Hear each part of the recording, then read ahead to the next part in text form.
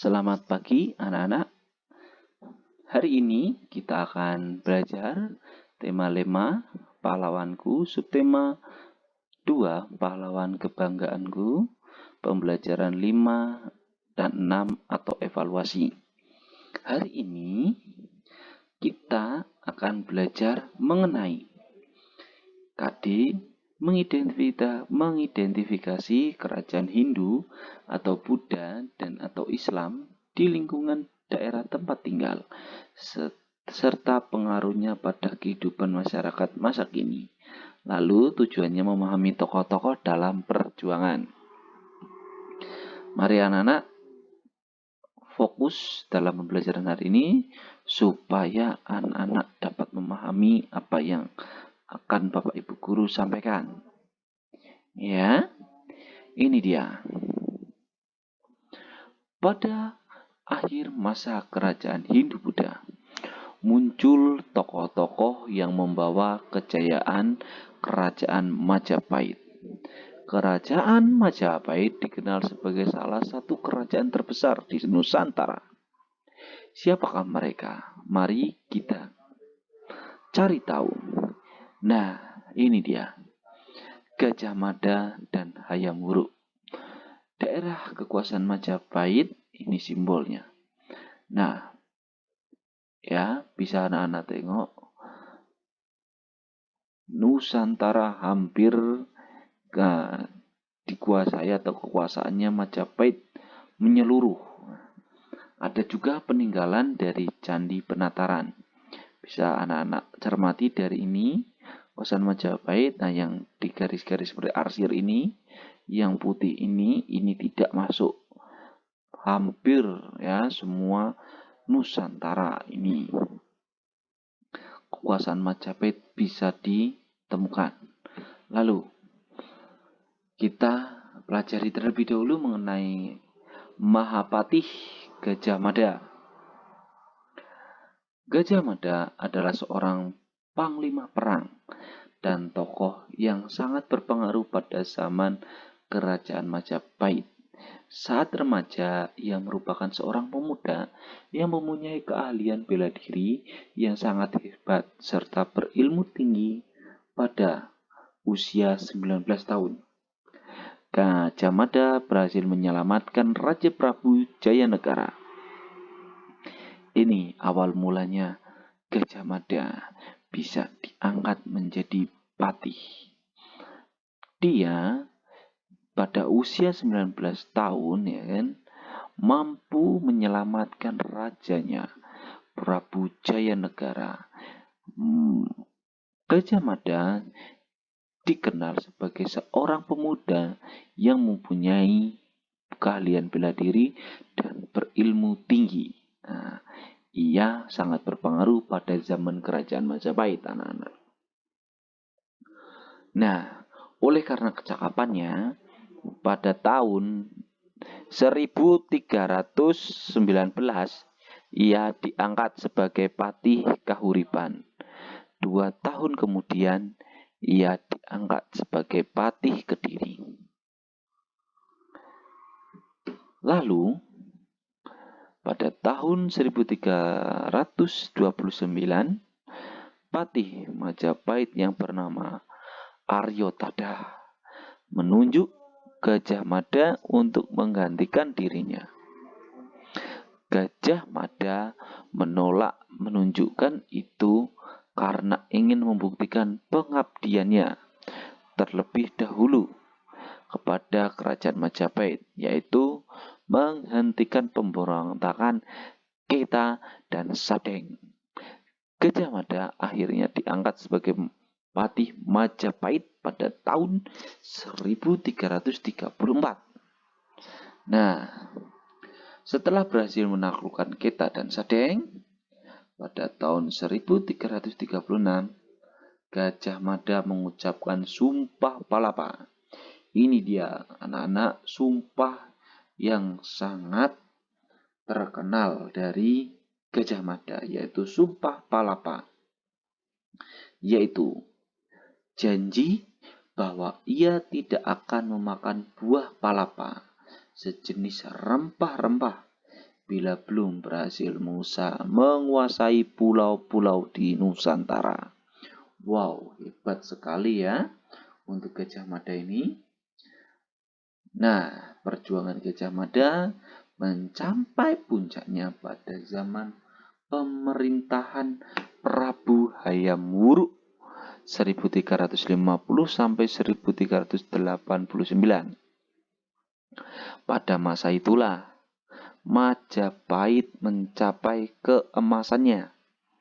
Dari kitab Negara Kerta Agama dapat diketahui bahwa daerah kekuasaan Majapahit hampir sama luasnya dengan wilayah Indonesia yang sekarang. Bahkan pengaruh kerajaan Majapahit sampai ke negara-negara tetangga. Sangat luar biasa, bukan anak-anak? Gajah Mada ini mempunyai sumpah sampai ingin menguasai pulau-pulau di Nusantara. Nah, kita berganti ke Pangeran Diponegoro.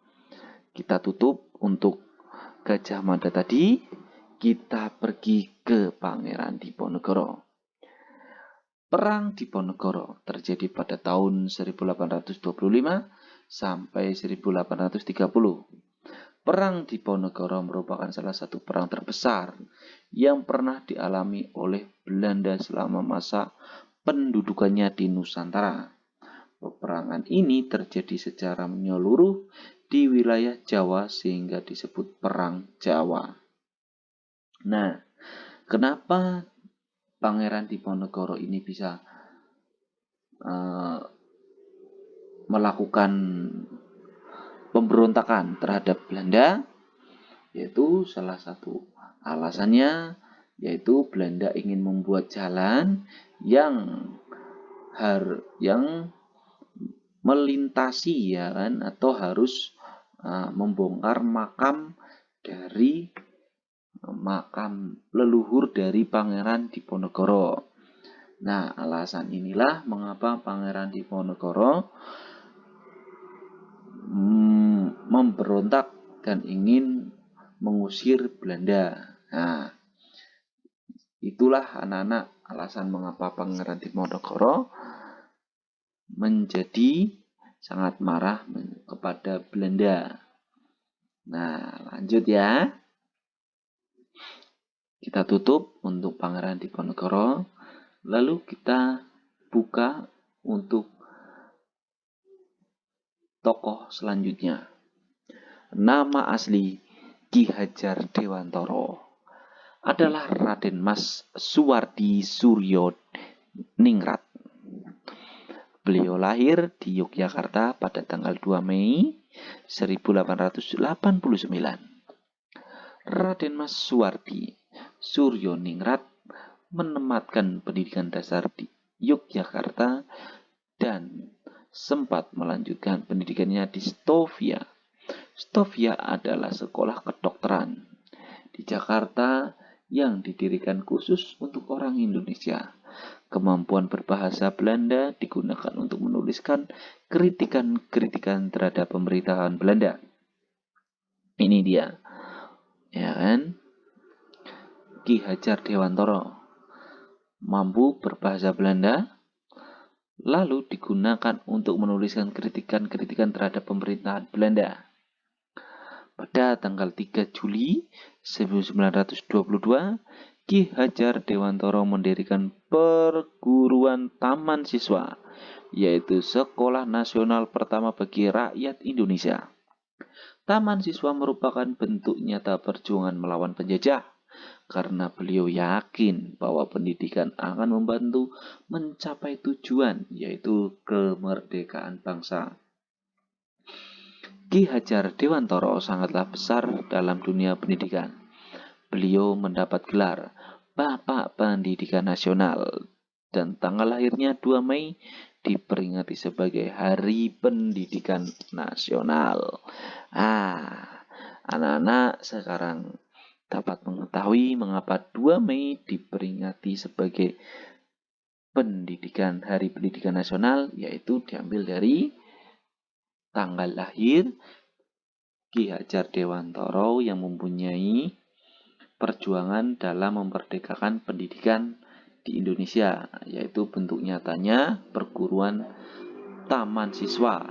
Nah, pertama bagi rakyat Indonesia, dan juga Ki Hajar Dewantara memiliki gelar Bapak Pendidikan Nasional.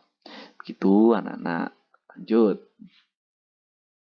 Siapakah yang tidak kenal tokoh selanjutnya ini? Kita tutup dulu untuk tokoh dari Ki Hajar Dewantara. Kita lanjut untuk Insinyur Soekarno. Adalah tokoh yang memproklamirkan kemerdekaan Indonesia pada tanggal 17 Agustus 1945. Insinyur Soekarno lahir di Surabaya 6 Juli 1901. Sekolah dasar diselesaikan di Mojokerto dan sekolah menengah pertama di Surabaya. Setelah tamat sekolah menengah pertama diselesaikannya di Surabaya, ia melanjutkan pendidikannya di Institut Teknologi Bandung. Nah, hanya itu anak-anak sekilas yang Bapak bisa sampaikan. Terima kasih sudah mengikuti pembelajaran pada hari ini. Silakan anak-anak nanti mengerjakan yang ada di Google Form. Nanti Bapak nilai. Oke, terima kasih. Sampai jumpa. Tetap semangat, tetap sehat. Salam Tarakanita. Satu hati, satu semangat Tarakanita. Yes. Sampai jumpa. Bye-bye.